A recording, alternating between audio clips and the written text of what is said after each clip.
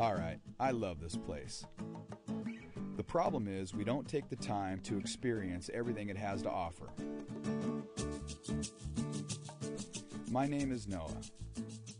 Come with me and let's explore a little bit of my hometown of San Diego. Well, the more things change, the more they stay the same. Some places have gone and the places are rearranged. If you could read my mind, you know it's a crying shame. And I'm here to say something lost is something gained. So spend some time on the bright side. Take a ride till we find some daylight. It's a crime to use your hindsight.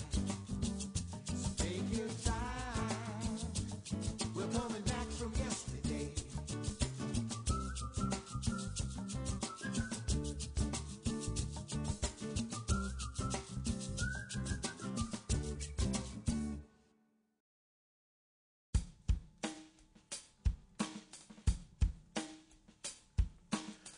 I know. I've already done 2 other episodes on Ocean Beach, and I haven't covered nearly half of the remaining neighborhoods in San Diego. Yet here I am with episode 3. I can't help it, I just love OB. Some people will tell you Ocean Beach isn't the cleanest or nicest beach town in San Diego, and they're probably right, but I think that's why I like it so much. It's so kick back. Fact is, I'm biased because this is the neighborhood where I grew up. Come on down to a funky town where the day and night is turned upside down. When you come into Ocean Beach, you may notice that the streets are super tight and narrow. That's because when OB was first developed, it was meant to be a walking town with everything real close.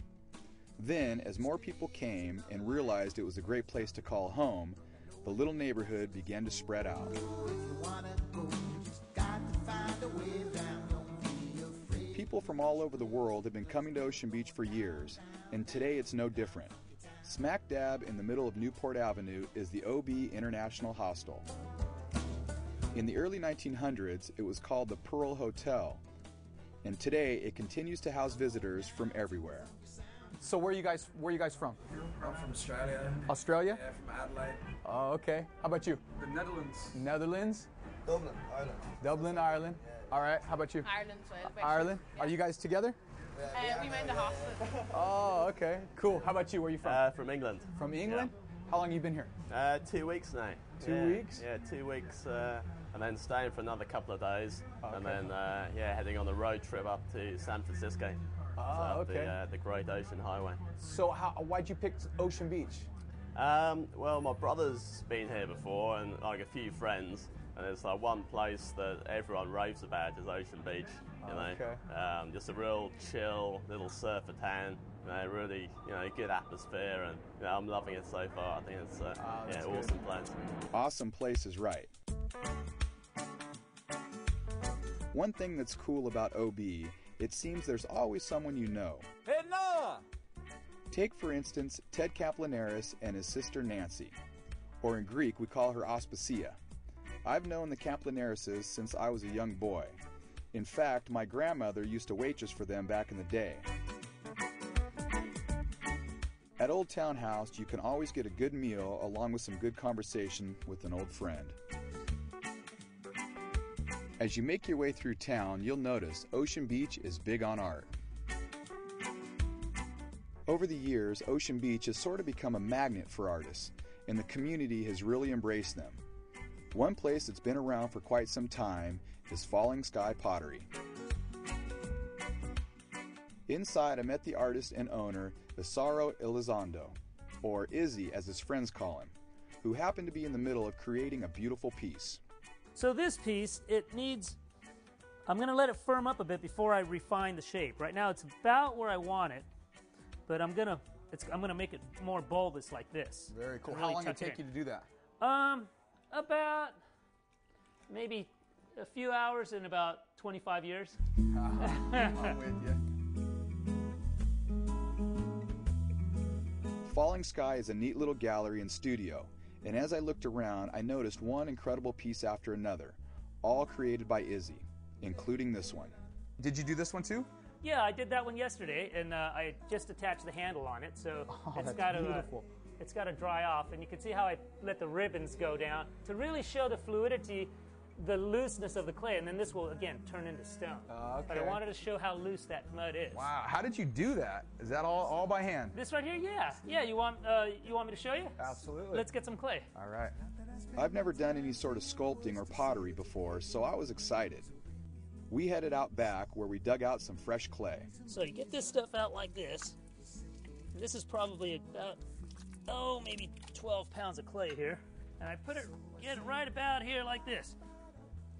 And you get this stuff, and you make a nice little patch of this. This is probably about 30 pounds of clay. Now I let it dry here for about a day or two, and then it gets to about this stage here.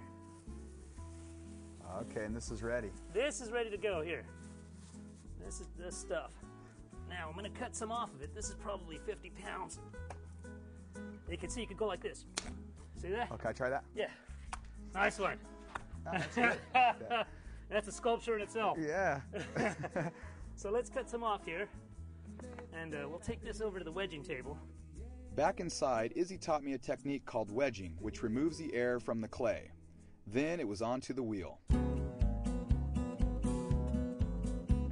Okay, now to center the piece, you got it nice and padded on the wheel. Yeah, You want to get yeah. it spinning a little bit. So you got your pedal over on your right foot. Okay, Right? You yeah. so you floor it. Right? That's too fast.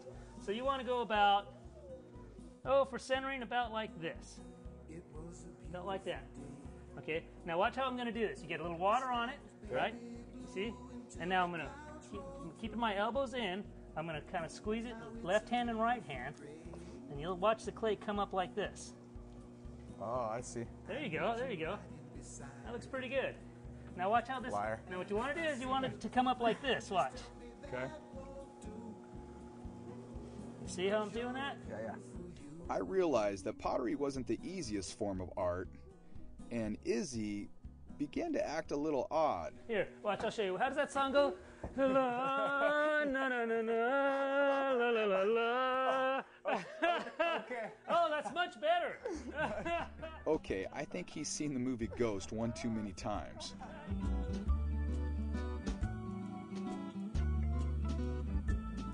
After several steps, my piece of clay began to take shape. And although we were supposed to be making the same thing, my piece wasn't looking as nice as Izzy's. Actually, it looked nothing like Izzy's. He's a real pro, and he's been perfecting this art form since he was a young teen, studying under some of the finest in the field. After we made our spouts, it was time to put on our handles. Again, Izzy is really good. As soon as I put on my handle, I sat back and took a look. Kinda made me proud. It's nothing like making something with your hands. Next, it was out back to load the kiln. On a glaze firing, nothing can touch. No pieces can touch it, or else they will fuse together. Oh, okay. It becomes like glass in there. Okay. So you got to set everything in there very carefully. These are the kiln shelves. You got to stack them all as you go. First, we load the back half, Okay. and then we stack up the front half. Oh, okay. And I just have a few more pieces here to finish the load. This is the kiln goddess here. She's going in right here. Okay. Here's a beautiful Tuck her in nicely. vase. What's the difference between a vase and a vase? I don't know. Oh, about $40. How'd you get your finger to make that one? Yeah, that's tricky. That's another. That's the second lesson. Wow, this one's nice. Huh? Yeah, this is really nice. Isn't that detail? Yeah. That's a real nice detail. cool. I'm gonna put it right. It looks like there's room for it right here. Again, we got to get them as many pieces as we can in here without anything touching. After we got it loaded, we built up the door with fire bricks to seal it off. This thing fires up to 240 degrees Fahrenheit and goes for 12 hours. At night, Izzy can remove certain blocks to make sure the temperature is maintained. This thing was smoking. I learned a bunch hanging out at Falling Sky Pottery. Izzy teaches pottery classes throughout the week, so if you're into trying something new, stop by and say hello. Oh yeah, and he promises he won't do the ghost thing on you.